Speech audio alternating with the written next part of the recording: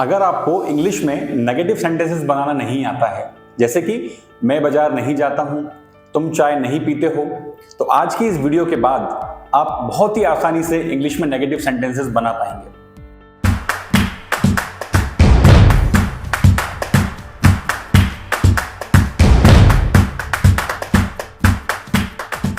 Hello everyone, आज की इस वीडियो में हम सीखने वाले हैं डू नॉट या डोंट का यूज।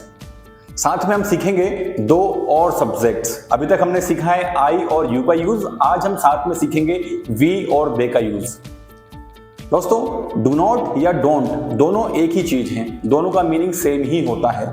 जैसे I do not go to market, मैं बाजार नहीं जाता हूं, या I don't go to market, दोनों सेम मीनिंग देते हैं। दोनों का यूज करना बहुत ही आसान है। आप जहां डू नॉट लगाते हैं वहां डोंट लगा सकते हैं, या जहां डोंट लगाते हैं वहां डू नॉट लगा सकते हैं। दोनों का मीनिंग सेम आता है। यूज कैसे करते हैं इसको आइए सीखते हैं। देखिए, हमने अभी तक क्या सीखा है? हमने सीखा है कि हमको लगाना है एक सब्जेक्ट। अभी तक हमने आई और यू सीखा था, तो हम आई या यू लगाते थे।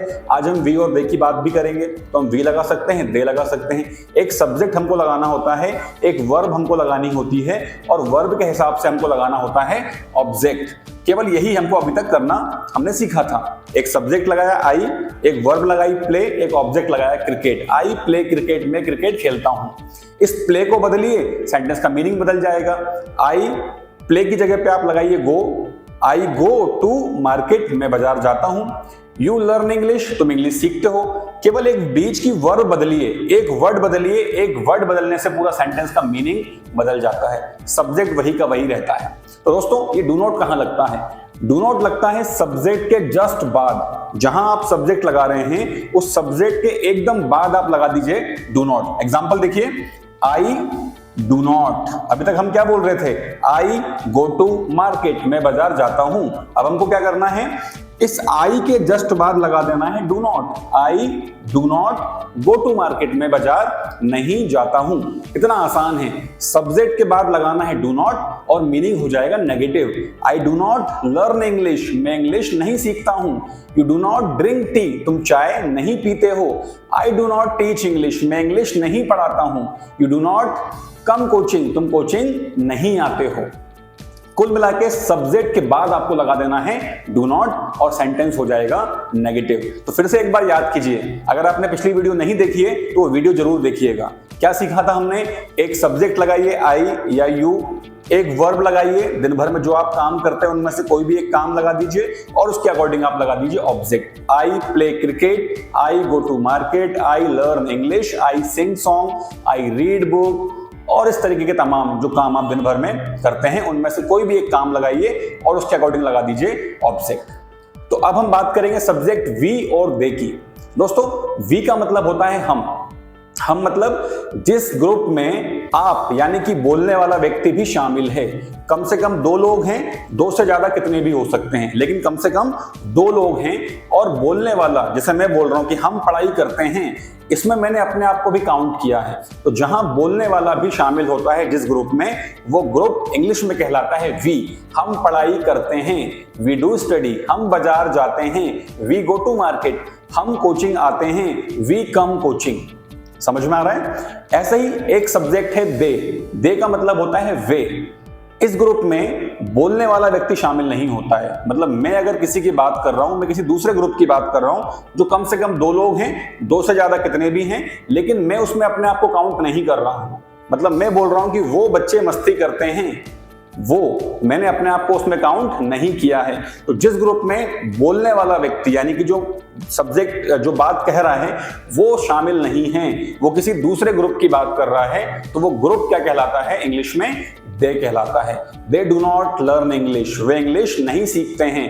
वे मस्ती करते हैं, दे मेक फन। इस तरीके के सेंटेंसेस आपको बनाना है। अब इसको अगर नेगेटिव करना हो तो क्या होगा? They do not make fun, they do not make fun. Subject के बाद लगाना है डू नॉट, उसके बाद वर्ब, उसके बाद object. They do not make fun, वे मस्ती नहीं करते हैं। They do not learn English, वे इंग्लिश नहीं सीखते हैं। They do not visit Bhopal, वे भोपाल नहीं घूमते हैं। देखिए, सेंटेंस बोर्ड पे भी लिखे हुए हैं।